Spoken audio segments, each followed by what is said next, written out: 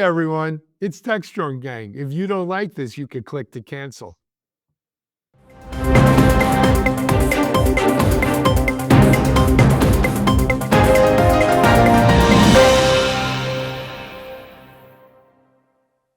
Hey everyone, happy Friday. It's Alan Schimmel for Techstrong Gang. You know, I mentioned click to cancel in the opening. We're going to talk about click to cancel, but I kind of like the whole vibe of click to cancel. I wish we had click to cancel in more things in life, quite frankly. It's a cool concept. You can tell it's Friday, right? And it's been a hard week. But we've got click to cancel. We've got more than that to talk about. I've got a great lineup of our gang here to talk to you about it. Let me introduce you to them. Starting off in Austin, we've got our good friend, Anne Ahola Ward. Hey, Anne, how are you? Good morning. Great to be back, as always. Is that still those New Year streamers I see on the fringe there? You know, I think I still needed a little sparkle in my life. All right, well then I will say Happy New Year. Happy New Thank Year. you. It's not too late. Thanks, I have Ann. to be honest, it'll stay up until Valentine's. All right. It's a spring thing. My friend Johnny Nicholson, and I, my best friend growing up, once he got married and lived in his own house, he used to keep his Christmas lights up. Like, it was warm already. It was March. It was April. I'd say, Johnny, when are you taking the Christmas lights down? He'd say, that's a spring thing. And in the spring, he would take it up. Now, there are some people who say, once you make it past the spring, you're better off just leaving them up. But we call them Fiesta lights after February. After February, they're Fiesta lights. Okay, we'll go with it. All right, moving on from Anne to back to the throne room at the palace in Silicon Valley. It's our resident royal person, John Swartz. Hey, John, how are you? I just defrosted from Pittsburgh, so I'm back and welcome from Silicon Valley, home of the tech industrial complex, an essential cog in the oligarchy. Beware the oligarchy. I felt it was sort of like a George Washington kind of warning to beware foreign entanglements. It just blows with the wind politically, but I'll keep it at that. But yeah, interesting times here, and they'll only get more interesting and maybe frightening at the same time. John, it's Friday, and I'm not taking that bait. No, don't. Please don't. No, I'm going to get past it. I'm over it now. I thought I went with George Washington, and that was nice and apolitical. Let's move on from Silicon Valley. We'll move a little west to the guitar man, our resident Futurum analyst and friend, Mitch Ashley. Hey, Mitchell, I'm glad to see you made it home from the cold confines of Boca Raton back out to Denver. It was just a little too cold there for me, so I came, to warm, single-digit degree Colorado. At least that's what we have coming here.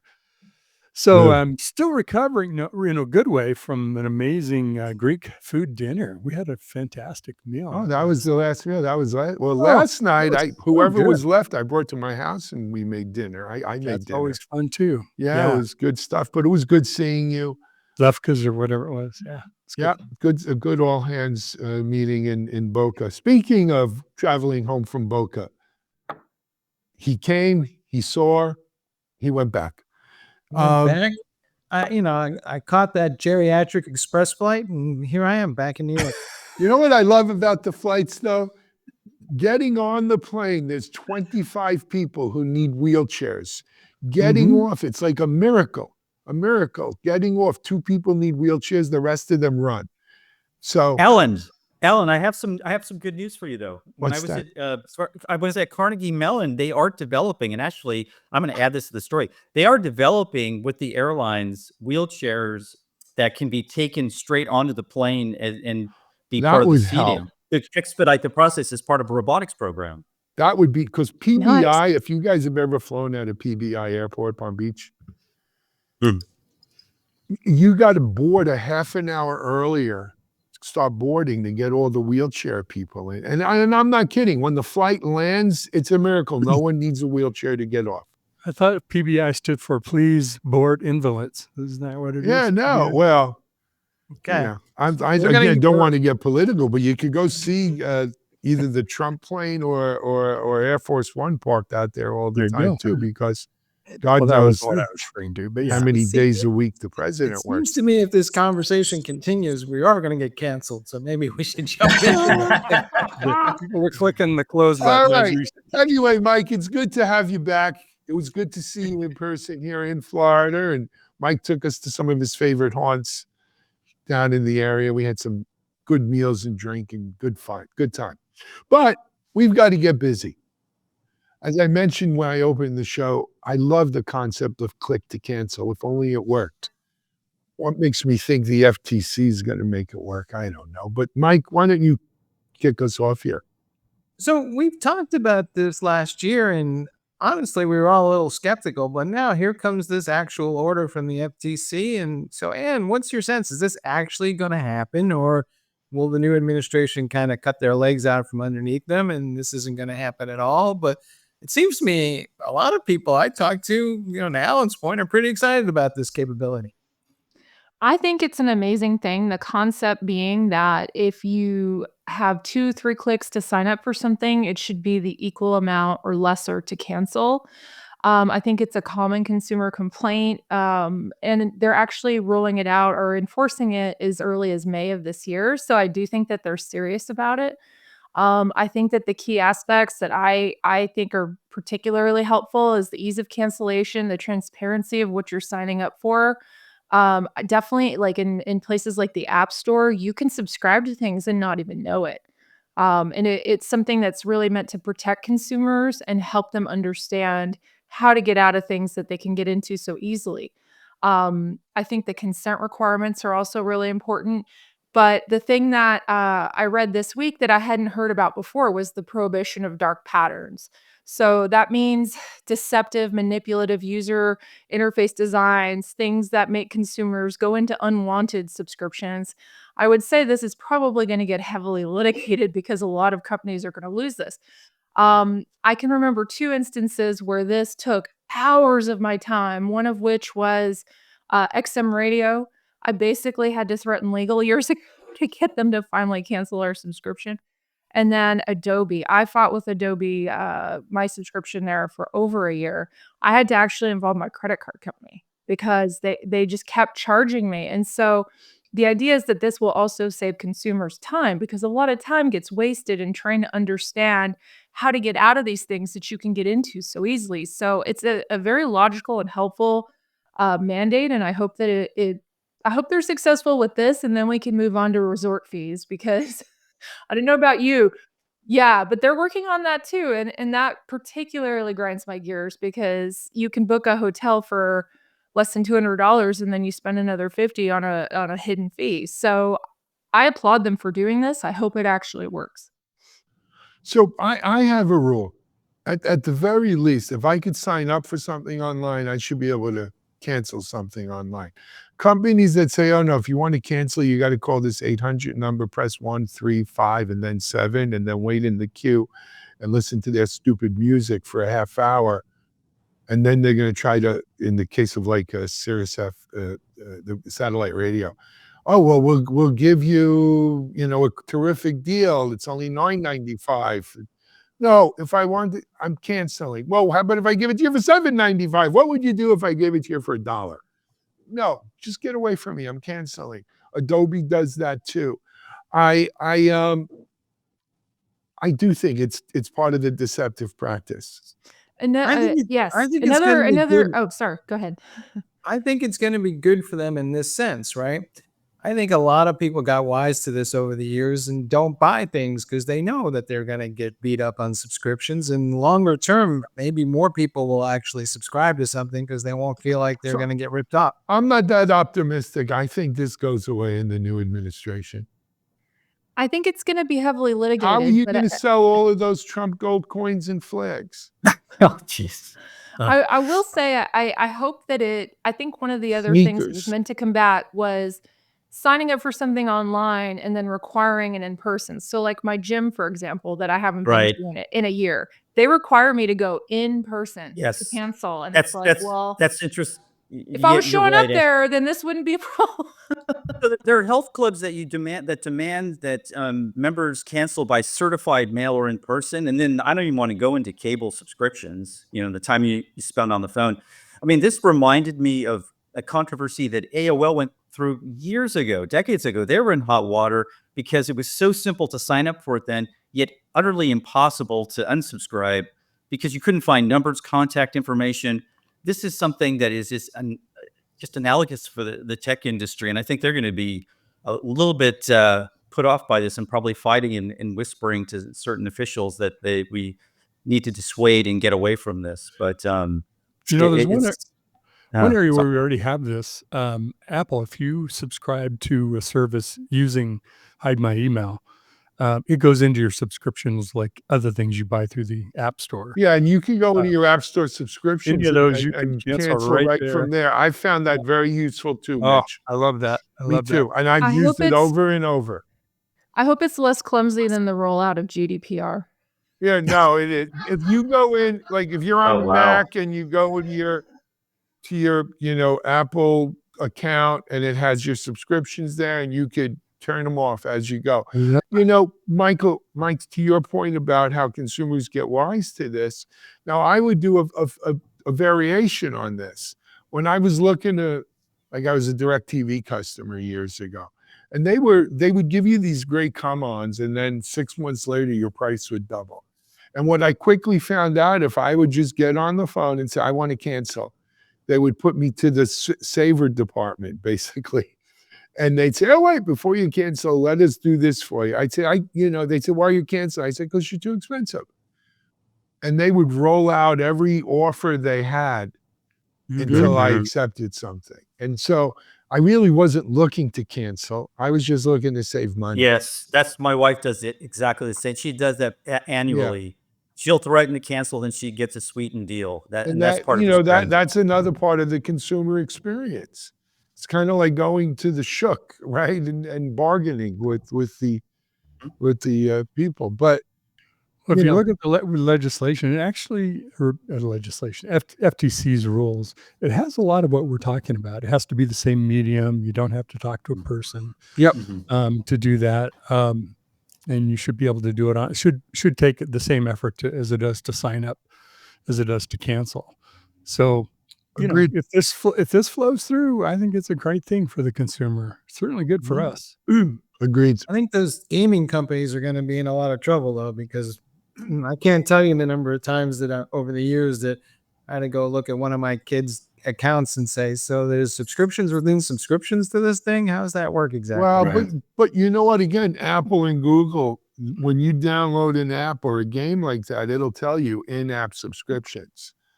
So, at least it's giving you a heads up. I don't know how many people You can read see what it. its charges are before Right, you do it. Which the average 13-year-old dutifully ignores. Well, but not on purpose. Are you saying I'm a 13-year-old? That's problem. Are you saying I'm 13? Is that what you're saying? You know what? They're wise to it. They just don't care. But it's not like they don't know. I've had instances where I've deleted an app and it still charges me, which baffles sure. me as well. Deleting does not mean canceling. No, it doesn't. And maybe that'll change. Look, there's two sides to all Why of not? these things, right? I mean, There's a certain amount of Go ahead. there's a certain amount of pleasure in canceling something, right? There's a certain, Absolutely. Right? It is. It releases It's like some endorphins. cleansing. Yeah. Uh-huh. It's like, but somebody like who wants to get rid of their Meta or Facebook account. I mean, that's really hard to do, to scrub it completely. But I mean, psychologically, it does feel good. Well, I always wonder too, is that the FTC, with the new FTC chair coming in, is this all moot? That's what I'm Or saying. just- We're wasting time talking about it. They're not going to do it.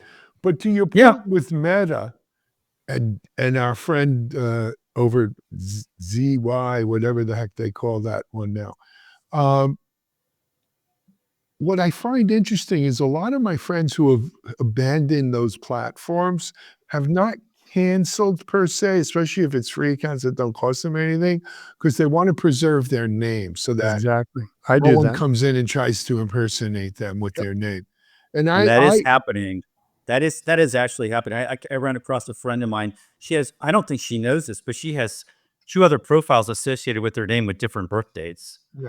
So, I So mean, is this that is some. called is that called quiet canceling? How does that work? I guess you would call. I call it a bit. I like yeah, that. quiet canceling. Make sure you credit Mike Vizard for that. Well, sure. I'll put it in Urban Dictionary. Yeah, that's a good one. Quiet canceling.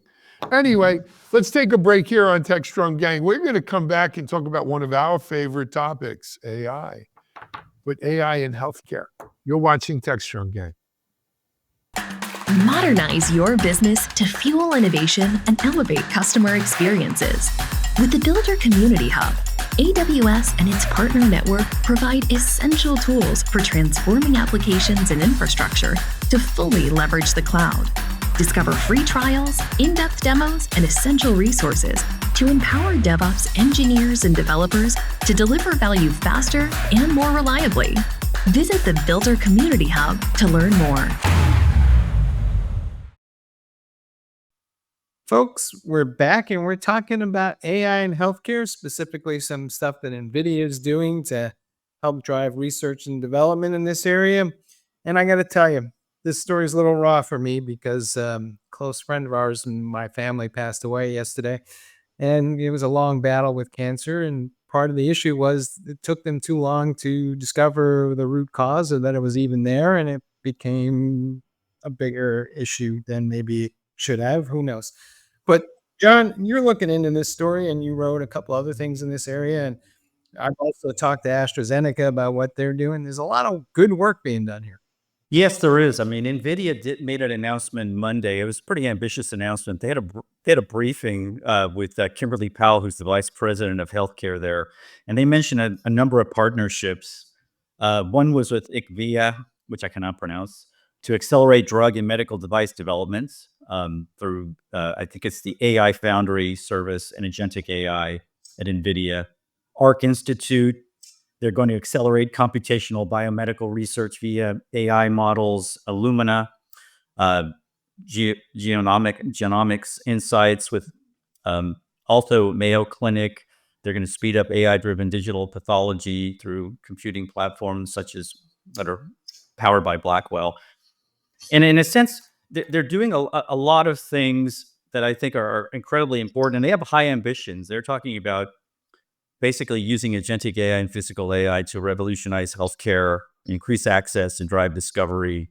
This is all part of this larger edict within the company to diversify beyond data centers and position itself as a leader in multiple industries, particularly healthcare. And here's one reason why. Here's 10 trillion reasons why. That's the size of the global healthcare and life sciences industry. So they see this as a huge opportunity, but I also see it as an incredibly great opportunity for us, an aging nation where we all have our issues, as Mike mentioned. I'm sorry for your loss, Mike, and I'm kind of going through the same thing with my parents. There is a push, not just among NVIDIA, but other companies to go into embracing, or medical professionals embracing AI to expedite everything. There are shortages of medical personnel and there are antiquated facilities. So I look at this as a positive. I also look at it as a huge opportunity for NVIDIA.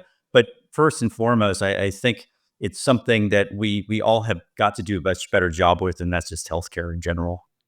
What also would be good to see, John, is AI tackling the insurance and coverage and yes. claims. That is a The behemoth. insurance Talk paperwork. God, about yeah. an obstacle to getting healthcare. That's also, if you could streamline that by 15%, it would be massive. Just think about how much that would improve delivering care to customers. You ain't kidding. You're not kidding. I'll tell you what I'm a little concerned about is that I look up and down the landscape and there's a shortage of GPUs, there's a shortage of data centers, and a shortage of energy. So AI is a limited resource. Are we really applying it to things that matter, or are we just using it to write better emails? And it's You kind know of what? You Where gotta is there start. more unstructured data than healthcare? Where is there more opportunity for automation? And than where's there more healthcare? money? And But- also potential to save actual human lives. Yeah, but I don't believe the hype about data space and energy and data centers. That's just, what do they call it? Grist for the mill or whatever. greasing the skids. Yeah, something with the mill. John would know. He has a way Grist with mill. words. It's grist for the mill. You are It correct, is grist Alan. for the mill. That's right. Okay. Well, we had mills and we were milling stuff. We put grist in there.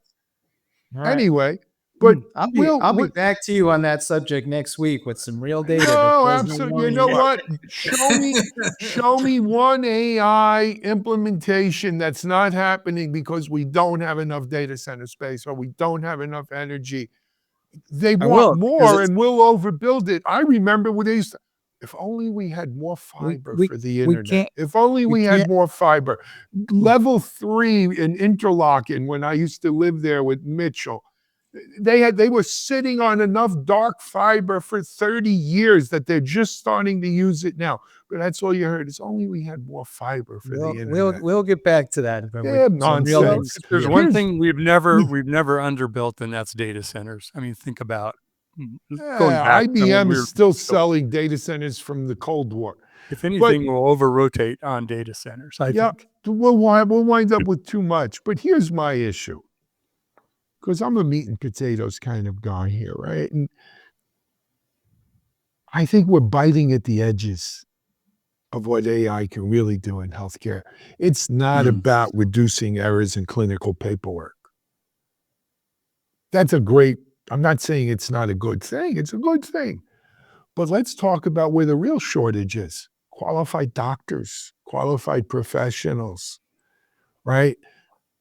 When AI hits that head on, then we're going to be somewhere, right? It's getting more beds in hospitals and emergency rooms and urgent care. It's getting more people able to be treated.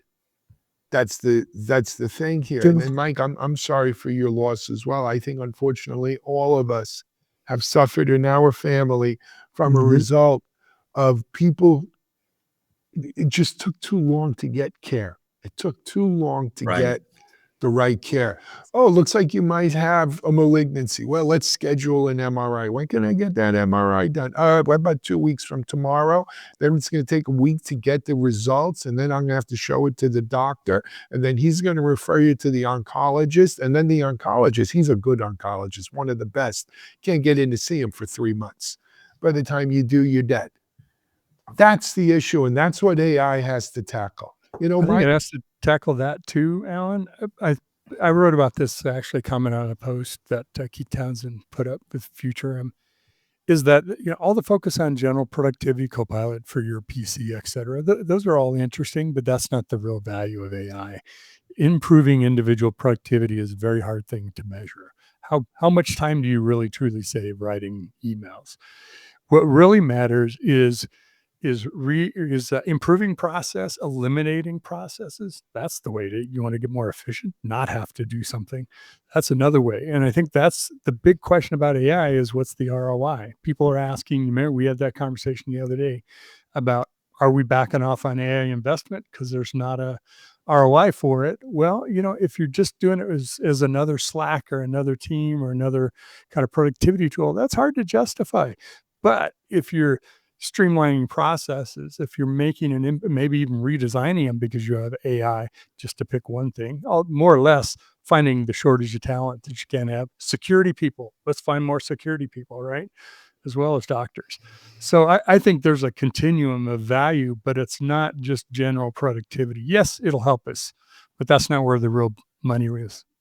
I think that I agree with everything you're saying, and I think it's not just getting people from being in the hospital, it's getting them from staying too long in the hospital, because the longer you stay, the sicker you get, is a theory I've had for many years. One of the early applications I saw of AI in healthcare that I still continue to watch and think is one of the best use cases is the Duke Sepsis Watch. Sepsis is one of the most common causes of death in hospitals. And this pilot study showed that they were able to detect early signs of sepsis before humans could. And that, to me, is exactly what this technology can and should be doing. That will save human lives, guaranteed. Everything else is window dressing, chatbots for getting appointments or triaging symptoms. Like, that to me is not the killer app here. To me, the killer app is literally saving someone in Staph their life infection. from a major infection that would kill them. You're reminding me of my father. He used to always tell me, don't go near the hospital. That's where the germs are. Well, so my grandmother used to say, and she was a wise woman, she used to say, the doors to the hospital on the way in are very wide, and they get very narrow on the way out.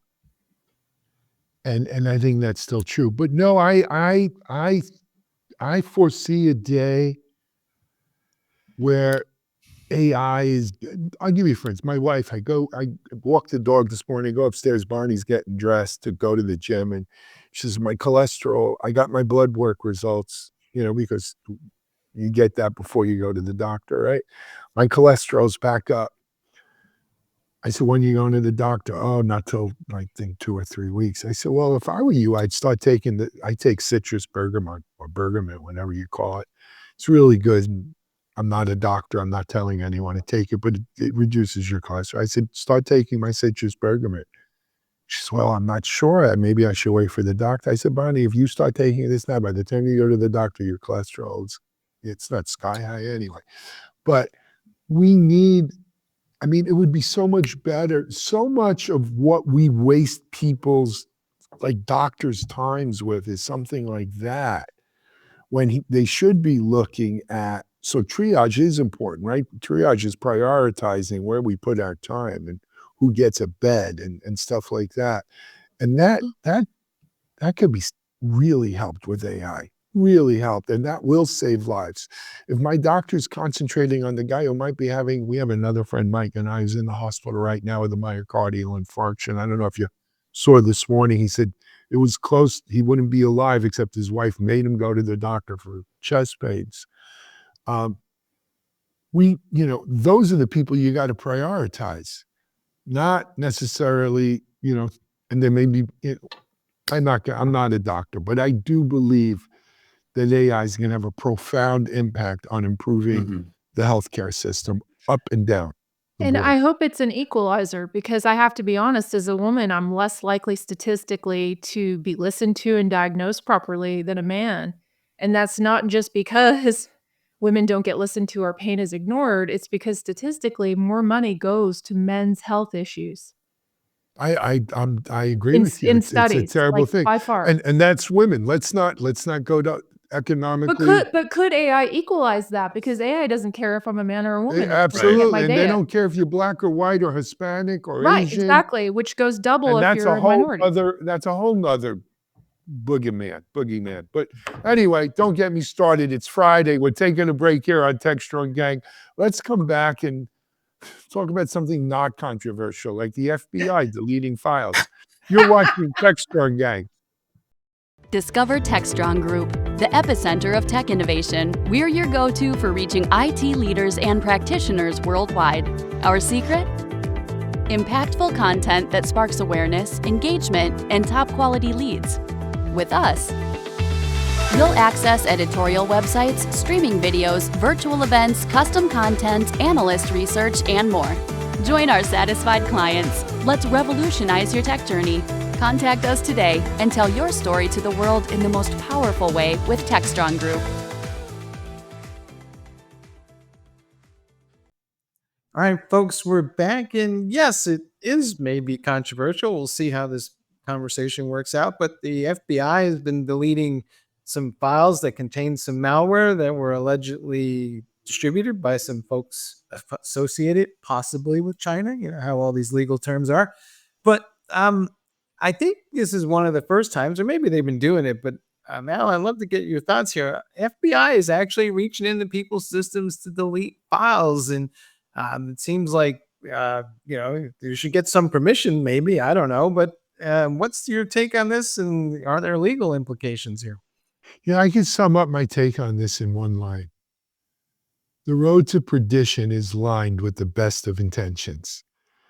And I get what they're looking to do, and it's a noble right. The end, the goal is a noble goal. Like, let's get rid of malware.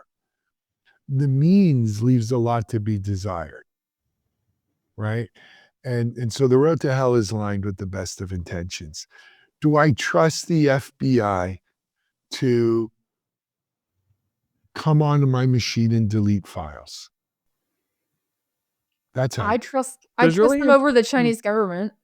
Yeah. Well, the Chinese government puts files on and then takes. Yeah, Well, exactly. But that's a different thing. The Chinese government are clearly doing that, not with the best of intentions. Well, maybe it's their intentions. The FBI is doing it here to do the right thing. But this is akin to, should the FBI have the ability to crack your iPhone encryption? Well, or have they already been doing this, Alan? Right? Yes. Here's Right. what's fascinating to me about this is it's not the FBI deleting the files. They actually hacked into the servers that deliver the PlugX code that's been out. This forget it, the Panda Group, whatever it is that funded this. So they hacked into the servers and put in their own code that will go out and deliver an instruction that was already there that deletes all the files that were part of this PlugX Trojan and any files it created. So you're using the hackers, the bad guys' own mechanisms to do this. It isn't the FBI logging into your system. They actually hacked the hackers. I'm not sure that's a bad thing. I don't know. That sounded like two wrongs making a right, but I don't know. Well, but you end up in the right place.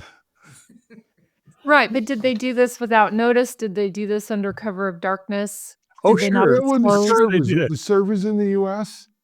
I don't know where the servers are. I have to look at the article and see what it said. I'm reminded of the case a few years ago during COVID. I forgot what, I don't know if it was a Chinese or an Eastern European group hacked some healthcare folks. I think it was Atlanta, Baltimore, one of the towns. And they were paid in Bitcoin.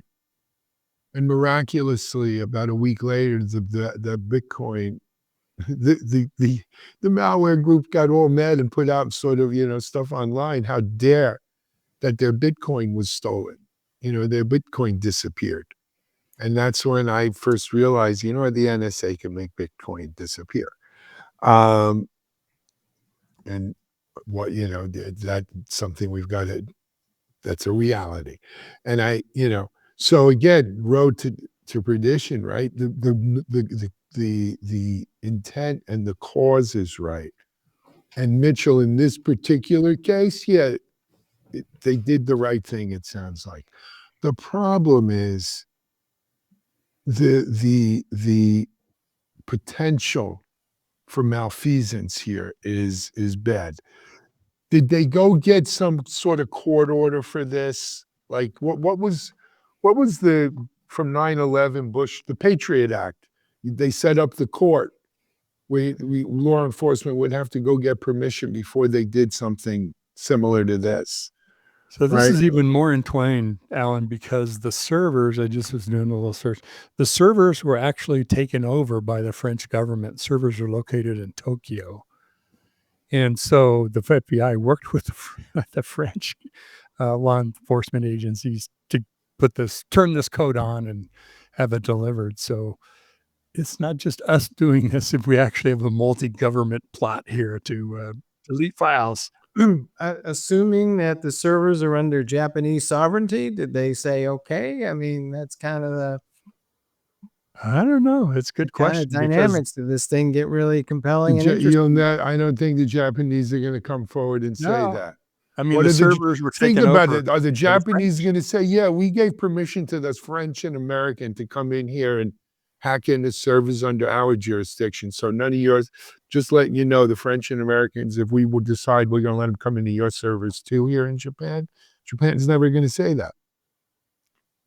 I mean, because they took over the servers to basically curtail and block the botnet that was happening that PlugX was distributing.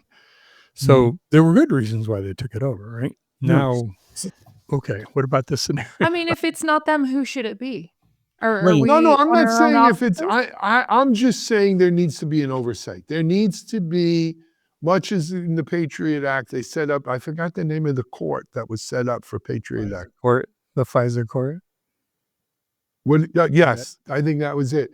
You need to set something like that up to prevent abuse, because this activity is prone to abuse, depending who you believe. right? I mean, I think that that's true of any situation where you're dealing with centralized networks and, we've seen Facebook employees getting caught stalking people through the platforms that they Mhm. are supposed to be protecting. This is true of anybody that has too much power. I totally agree with you, and I think we have 5 watchdogs here, if Well, anyone's maybe we watching. should be the court, not a kangaroo I court, mean, I'm mind just you, but saying. yeah, no, I hear you, but that's what you need. You don't want whistleblowers per se. I'd rather have a court that they go to beforehand and get permission for this kind of thing. I think what they did, may very well have been extremely reasonable and good, and I applaud it. More real-time research. They went to court to 9 different courts in the US starting in August of last year to get explicit permission to delete. So they did have permission. Yes. All right, Yes. so then good for them. I applaud them. Good work. Story's over.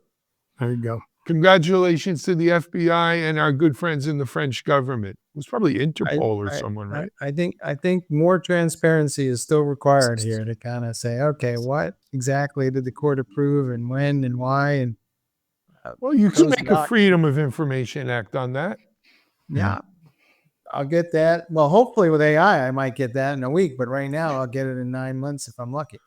Good Here's an reason. AI tool I would use, Uh-huh. something to expedite the request of documents. Mm-hmm. So how long though will it be before you think, and I'm not throwing red meat out there at Alan just for grins, but so I take over your server, I insert malware, and suddenly I'm deleting all the files belonging to the political opposition because I'm sorry, they were Are all. you saying that doesn't happen already? I don't know, maybe. Oh, Mike, now take who's another being naive? example. Who's Maybe they being should- naive now, Mike? Maybe they should delete TikTok for us once they ban it. Maybe, what about that scenario, right? That's a real scenario. That's a really good point. yeah. Only if Elon doesn't get his hands on it. Well, If he can't it's- have it, no one can. Yeah. It's one of the By the way, the reasons head of I the don't. by the way, there's a headline out that the head of TikTok has been invited to the inauguration to sit near the swearing in. Well, he paid $1 million to the inauguration Sure did. committee too. Why that we know shouldn't of. he? Yeah. Beware foreign entanglements. George Washington. What was it? I know. 1796, Mike? So what are they going to do? Just flip a coin and give it to one of the cronies is that how that's going to work? Isn't that how Putin does it? I The don't know. oligarchs happen. Yes, you parcel it out. That's how land barons. That's how barons work. Sorry to set this and on a saying, bad oh tone. boy, we're going Friday, into I know. I knew I figured we'd get into TikTok given that there's, we're talking Chinese government, and this is obviously very fresh on our minds. I think Elon running it is a non-solution. I just can't see that happening. I think more realistically, we'll see an He did with extension. Twitter. Oh yeah, that's going awesome. That'll You be know, awesome. it all could be moot too. I mean, there's also Trump could issue an executive order and just say never mind. So anyway, I So, think that that's likely to interesting happen time. because there's too much money at stake. So that would one. would you sign up for an FBI service that would essentially do cyber hygiene on your system to delete all these files that, essentially it's a national security issue. So maybe we should all just kind of, subscribe to some service, hopefully one that we can turn off with a single click. What could go wrong? Well, that with would make them a commercial interest. I don't know that would ever happen, No, but I'm it a would patriot. it would be free. It's part of your tax dollars. It's national security. Look, if you don't have anything to hide, what difference does it make?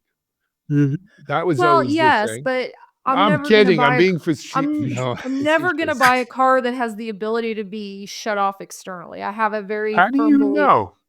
that these newer cars have kill switches. They And do. yeah, and I will never buy a car that has that. I'm never gonna be in So a are high you going to start space. walking and biking? What are you going to do? I'm gonna keep fixing up my old Alright. Mercedes. You can presume they'll take over your electric bike too. So Right. But the point is that I have no intent of ever You know, I'm law, reminded but I of just on principle don't like that capability. Mitchell and I are at Still Secure around 2006, 7, something like that. 6 or 5. We were doing NAC for the DoD. We get a call from SecDef office. If we can write a NAC test, network access control test, to make sure that the USB port on laptops are Disabled. disabled. That's pretty easy enough for us to do. Why you want to do that? Never mind why you want to do it. We just want to know if we can. And if they're not disabled, do not let the machine on the network. Relatively simple thing. Mitchell has the engineering team do that. We add it to the next release for DoD, and it goes in right away.